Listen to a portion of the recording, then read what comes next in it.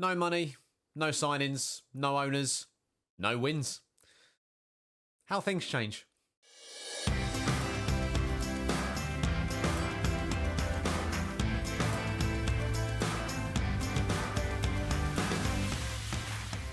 How's it going, everybody? Welcome back to Derby County and welcome back to the channel. I hope you're doing very, very well. Now, before we get into the episode, remember, if you haven't already, please subscribe to the channel and leave a like on the video as well. Now, a lot has happened since last week's episode, and when I say a lot, I mean a lot. Let me show you.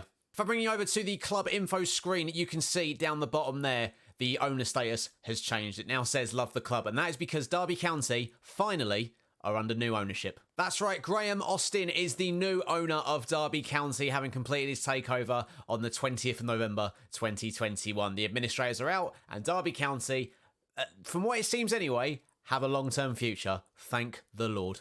The debt's been restructured. We're no longer in a transfer embargo, and that means we're in a position to bring players in. And as we're in January, I think that's what we're going to do. And our position in the transfer market has definitely been strengthened by a sale.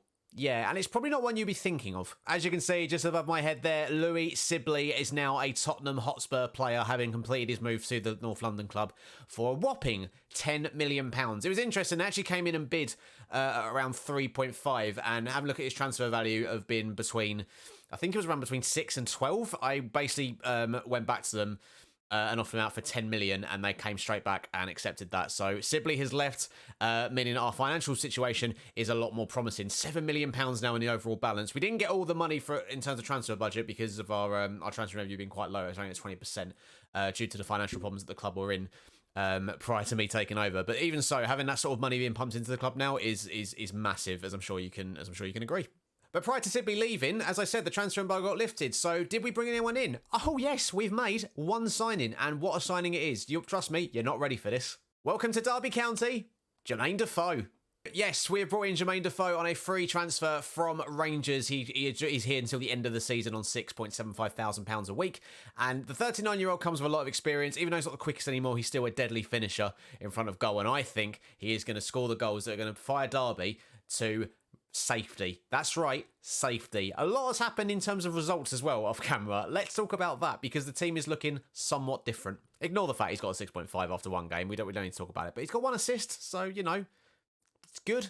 So as you can see then, since the 2 defeats to Barnsley and Millwall in the previous episode, we have turned things around somewhat. So our next 2 games after those 2 defeats were against Bournemouth and Fulham, who were the top 2 teams in the division at that point, and we were so close to getting a point from home to Bournemouth, but a Philip Billing 96th minute winner after he missed a penalty condemned us to a 3rd straight defeat. However, we bounced back with a fantastic win away at Craven Cottage, Jamel Joswiak scoring with 6 minutes to go to guarantee the win, and since then we have gone on a bit of a run. Well, I say a run, we've picked up more wins basically. A 4-1 win at home to QPR with Joswiak getting amongst the goals once again, followed by a 3-2 win against Bristol City. Then had a little bit of a dip with defeats coming against Blackpool and Cardiff.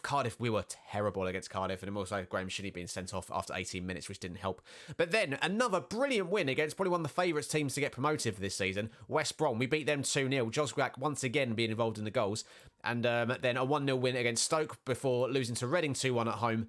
Away from home, before going to home and beating Hull in the FA Cup 3rd round. So you're probably thinking, well, what's been the reason for this turnaround in form? You looked hopeless in the last episode. I've been reading the comments. Well, as you can probably see on the schedule screen, we have changed formation, and it's something that's going to be a little bit familiar to viewers of the channel who have watched already. Yep, we're doing an inter. We're going with 5 at the back, and I have to say, since switching to this, we have looked so much better. After those 2 defeats to Barnsley and Millwall, I had a look at things and realised we were basically not creating enough chances of our own and conceding too many chances to the opposition. So with that in mind, I do what I usually do on FM. I play an extra centre-back and I play 2 strikers, and I essentially go with this, a 5-3-2. I really like this formation, especially this year. And as you've seen on the Inter Milan series, check it out if you haven't already.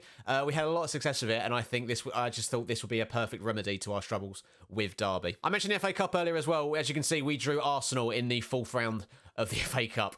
Trip to the Emirates on the horizon. I'm going to be honest with you viewers, I don't think we're going to win. Before I forget, actually, I should show you the championship table because it is very interesting. As you can see, Derby are now on 16 points. You can just about see that above my camera. 1 point behind Peterborough.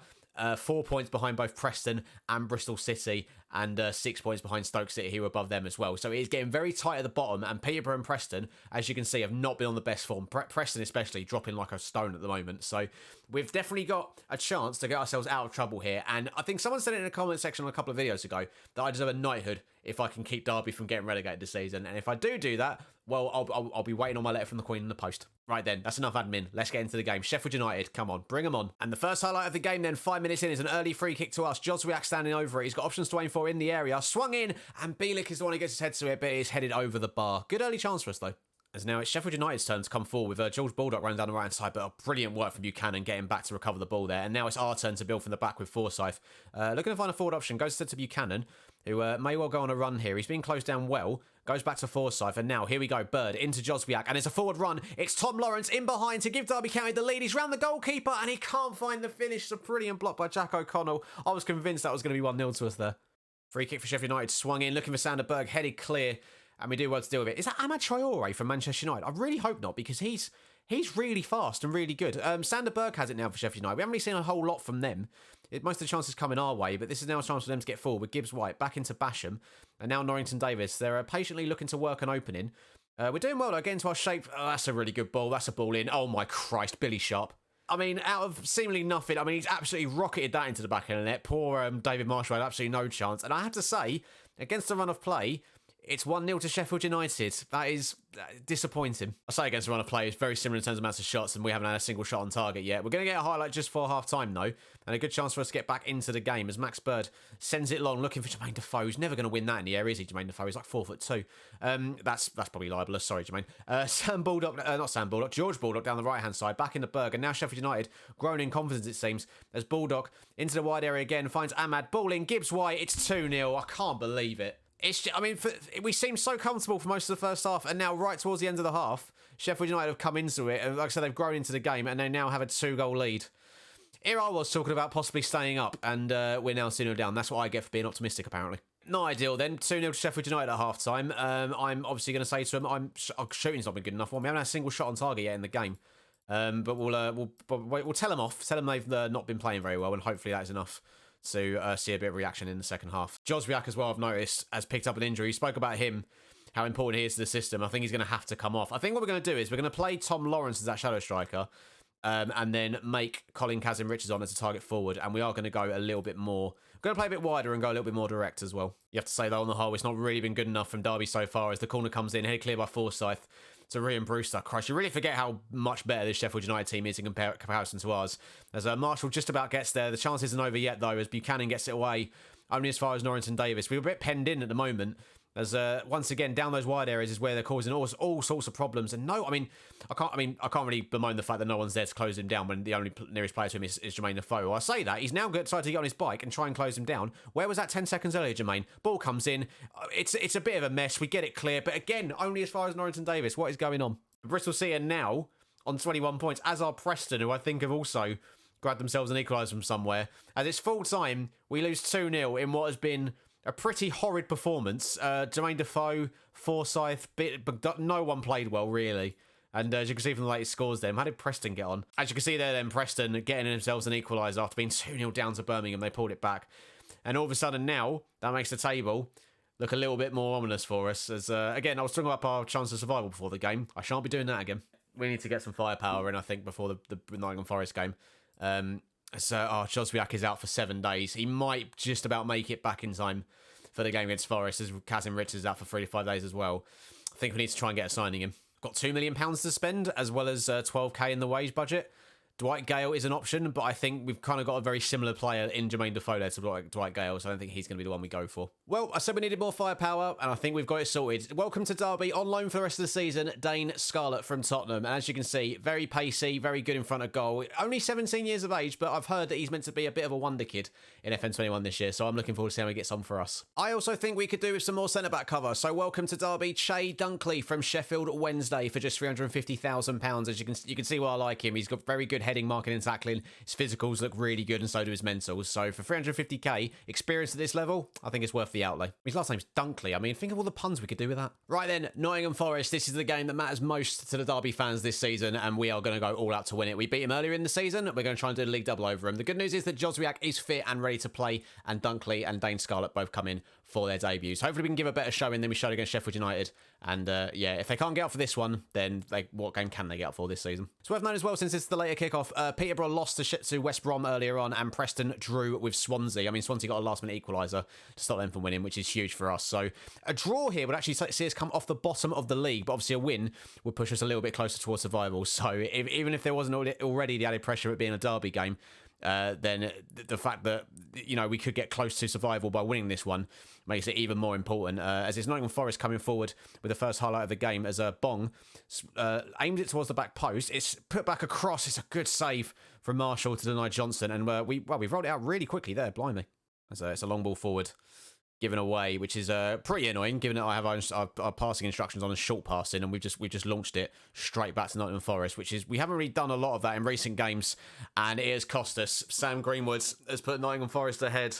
I'm so annoyed at Che Dunkley there. On his debut, he has ignored all instructions. He's gone rogue, and he's just launched the ball forward and given it back to Forest, and from that, they've scored.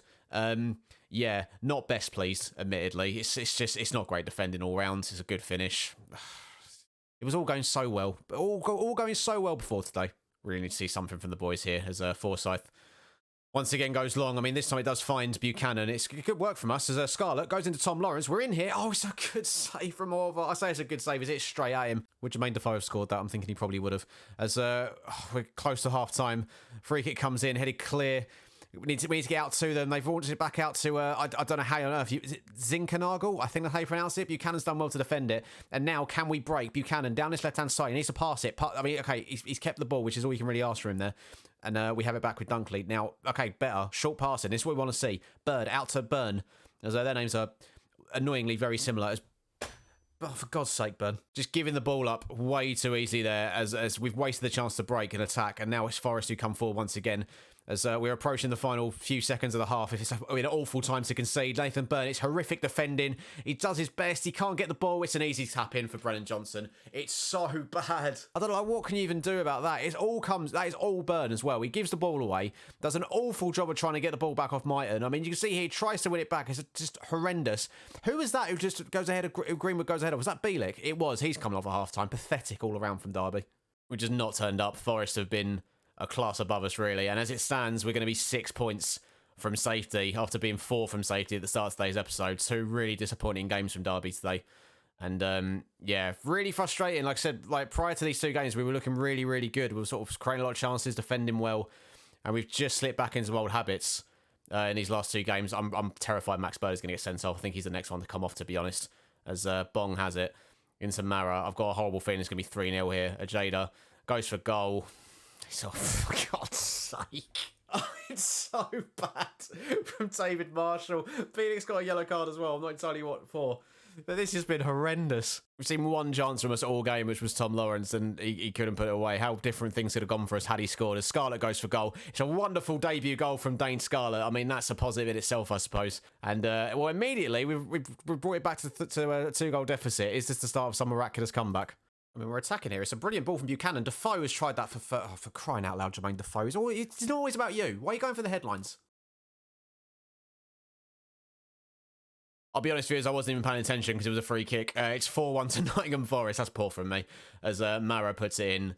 Awful defending once again from us. And all the pre-episode optimism that I had going into these 2 games has evaporated. As you can see, it's just far too easy for them. And it's a pretty humiliating defeat to our rivals, Nottingham Forest, as we lose 4-1.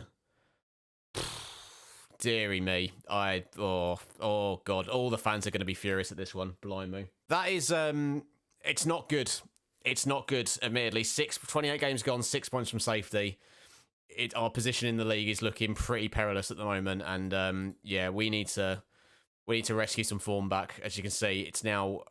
Jesus, no win in our last 3 league games. Right then, next episode then, I will see you for, we'll come back in March, and I will see you for the Blackburn and Coventry games, which is what I said we were initially going to do in October, which we didn't end up doing. But yeah, we'll play against Blackburn and Coventry. Blackburn having a very good season. Coventry are having a bit of a mess season. So that Coventry game could actually be pretty important. We're only 10 points behind them as things stand.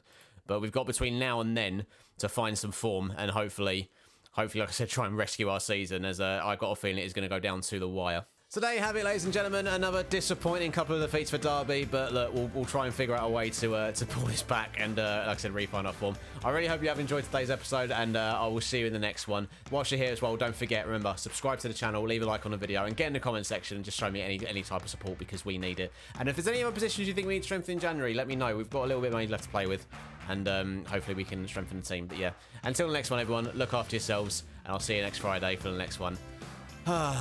Derby County. It's never easy. It's never easy.